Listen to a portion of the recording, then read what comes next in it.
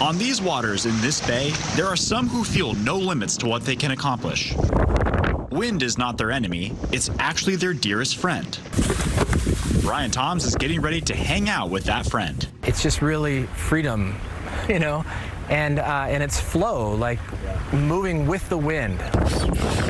This is how he dances with the turbulence that graces the San Francisco Bay. He is a kite foiler, a kind of water sport that requires him to balance on this board attached to a pole called a foil. This giant kite up in the air allows him to move around the water. I find myself kite foiling 2-3 times a week. It's really a passion of mine. It's a chance for me to clear my head and really participate in a sport in such a beautiful setting. His passion is part of a growing wave of people discovering new ways to move around the water, sometimes traveling long distances. Off we go. This video taken from his friend Frederico on a recent trip where they sailed 70 miles all the way from Christie Field to Sherman Island in Antioch.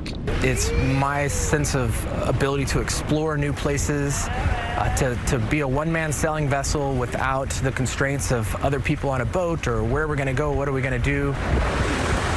Those questions are how water sports continue to change. Andrew Sullivan is the president of the San Francisco Board Sailing Association.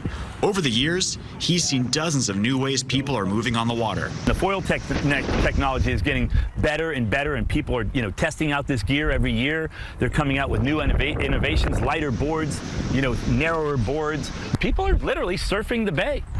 And this is their playground.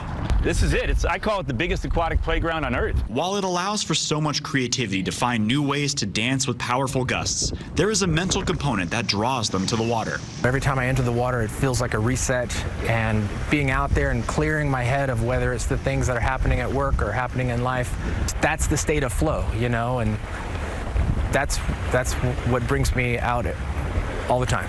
A state of flow that begs the question, what will be the new way they travel along the water? In San Francisco, Ryan Curry, KCRA 3 News. And they say safety is front of mind when they're heading out on the water. Not only does he wear a helmet and life jacket, he carries a radio to send a signal to the Coast Guard if he is in distress.